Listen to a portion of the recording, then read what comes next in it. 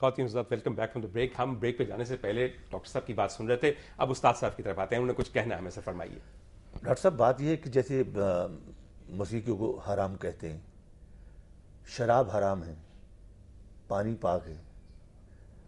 शराब का इसमें कोई कसूर नहीं कि उसको उठा के पानी में डाल दें, बिल्कुल सर, या पानी को उसमें डाल दें, तो वो इसमें ये बात है, जरूर हम मानते हैं कि इन्हीं सुरों में अगर गलत किस्म की शायरी डाल दी जाए, बेहुदा किस्म की, बिल्कुल सही, उसको हम भी हराम करते बहुत आला। बिल्कुल आप बिल्कुल सही फरमाते हैं सर। मैं भी कभी कभी डॉक्टर हूँ, आपको पता है, और मैं समझता हूँ कि हमारे हाथ में अगर एक छुरी हो तो वो शिफा का मूजिब है। और वैसे आपके माशरे में जिन लोगों के पास छुरियाँ हैं, जो वो तबाही फैला रहे हैं, वो आप भी जानते हैं। डॉक्टर साहब, इसमें हम एक बात सर और करना चाहेंगे, और उसमें बुनियादी तौर पर वो ये है कि अगर मैं बड़े सग़ीर की तारीख को देखूँ और हालिया तारीख को, तो एक मैं इकबाल के मिसरे को ज़रा आपके सामने पेश करना चाहता हूँ। जब तौसो रुबाब अव्वल आ जाता है और शमशीर व सना आखिर हो जाती है तो मामला बिगड़ जाता है।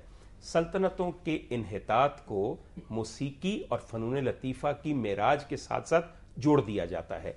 क्या ये इस वजह से है कि प्रायोरिटी बदल जाती है? क्या ये इस वजह से है कि ये चीज़ें बहुत ख़राब हैं इसलिए सल्तनतें ख़राब हो जाती हैं? या किसी भी सिविलाइजेशन के कमाल पे पहुँचने के बाद जो जवाल एक शुरू होता है, तो कमाल के साथ फ़नून लतीफ़ा के भी मेराज को लिंक किया गया है? जी, मेरा ख्याल है कि अल्लामा इकबाल की इस बात को पूरी तरह से नहीं समझा गया। उन्होंने दर हकीकत हमारे बादशाहों के अंदर जो अय्याशी की ज़िंदगी बहुत गालिब हो गई, उसको अलामती तौर पर ताउस व रुबाब से ताबीर फरमाया।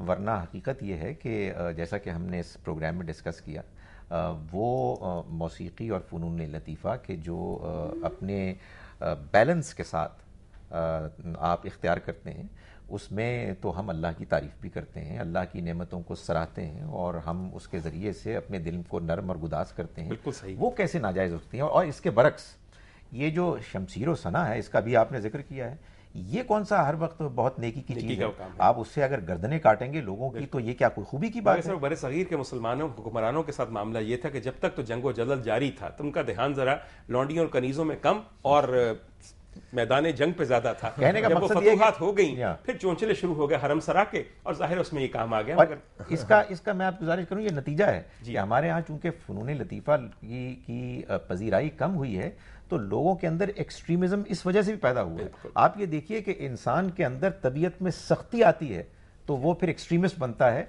और ये फ़नून लतीफ़ा का सही इस्तेमाल इंसान को नरम करता है और एक्सट्रीमिज्म से दूर करता है। बेइंतहा उम्दा बात डॉक्टर साहब ने कही, और आप भी उससे पर्दे से बांधे। जिस मुआशरे में लोग खुश गुफ्तारी, खुश इल्हानी को ख़त्म कर दें, जिस मुआशरे में लोगों को अच्छी नरम आवाज़ सुनने की आदत ना रहे, फिर अल्लाह ताला उन मुआशरों के ऊपर मुहीब आवाज़ें तारी कर देता है। अपने अतराफ में सुनिए, ये जो रोज़ फटने और जलने और जो चीज़ें आपके सामने हैं, उनकी जो मुहीब और ख़तरनाक आवाज़ें हैं, ये मत भूलिए कि बदसूरत आवाज़ें वो अजाब हैं जो मौला ने अपनी गुमराह कौमों पे तारी करके उनको तहस नहस कर दिया। एक आवाज़ ऐसी आई कि लोगों ने उंगलियां कानों में दे दी, और उस आवाज़ ने पूरी कौम को मलियामेट कर दिया। रूफी, आपका मैं देखता हूं कि आपको कभी कभी हम टेलीविज़न पे देखते हैं तो आपका ख़ास रुझान हमारे मुल्क के एक बहुत बड़े कव्वाल के साथ है, जिनको हम कहते हैं, जो हमारे लिए बेइंतहा काबिल इज़्ज़त और मोहतरम हैं। सर, समा के बारे में भी लोग कहते हैं कि हाँ भाई, इस्लाम में एक हद तक समा शराइत के साथ इजाज़त है उसकी। ज़रा ये भी क्लियर कर दीजिए कि कव्वाली हो या कोई भी और सिन्फ मौसीकी, उसके अंदर कोई फ़र्क है? या फ़र्क मौसीकी में कोई फ़र्क नहीं है, क्योंकि सुर वही वाली बात है, सुर सारी सात ही सुर है। अब साथ में कोई पॉप कर ले, या कोई क्लासिकल कर ले, कोई सेमी क्लासिकल कर ले, कोई गीत कर ले, कोई कव्वाली कर ले, लेकिन सुर का ख़ास ख्याल रखना है।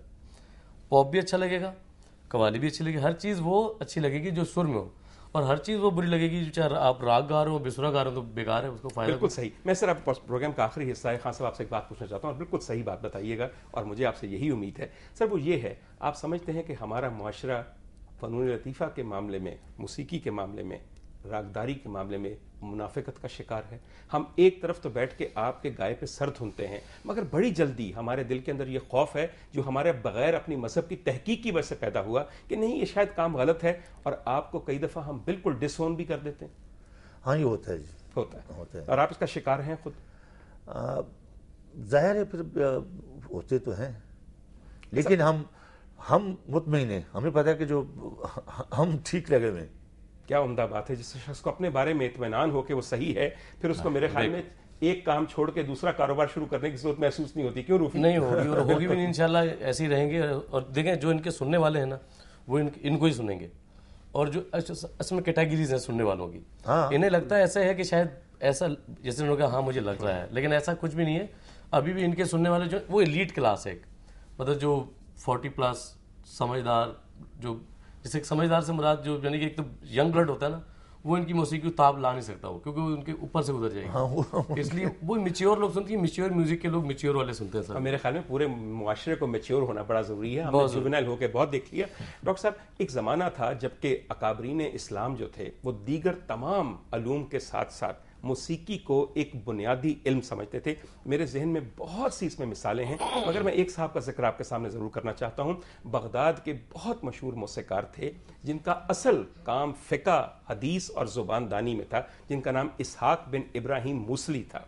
और ख़वातीन हज़रात, ये वो साहब थे जिनके बारे में खलीफा वक्त मामून रशीद ने यह कहा था कि अगर ये मौसीकार ना होते, यानी कि अगर ये मौसीकी की तरफ इतना ज़्यादा ना जानते, तो मैं इन्हें बगदाद का काजी बनाता, क्योंकि इनसे ज्यादा बाइस्मत और फ़िक़ा को समझने वाला इस सब पूरी सल्तनत में नहीं है। आज एक बेइंतहा मुबारक दिन है और मैं आखिर में सिर्फ ये दुआ करना चाहता हूँ कि आपका और मेरा खुदा अपने महबूब के वसीले से अपनी वो तमाम नेमतें, अपनी वो तमाम सौगातें आपके लिए खुली तौर पे नाजिल फरमा दे जो उसने वादा किया है। उसके यहाँ तमाम कुदरतें हैं और उसका हर वादा सच्चा है। इस दुआ के साथ जो मैंने बड़े सदके दिल से की है और अल्लाह ताला कबूल फरमाए, मुझे इजाज़त दीजिए। मेरे मेहमानों का बहुत शुक्रिया कि वो तशरीफ़ लाए। आपकी मेहरबानी कि आपने हमारे साथ इस मुज़ाकरे में शामिल रहकर हमारी हौसला अफजाई की। इंशाअल्लाह ताला अगले हफ्ते फिर आपसे दोबारा मुलाकात होगी। तब तक के लिए खुदा हाफिज़।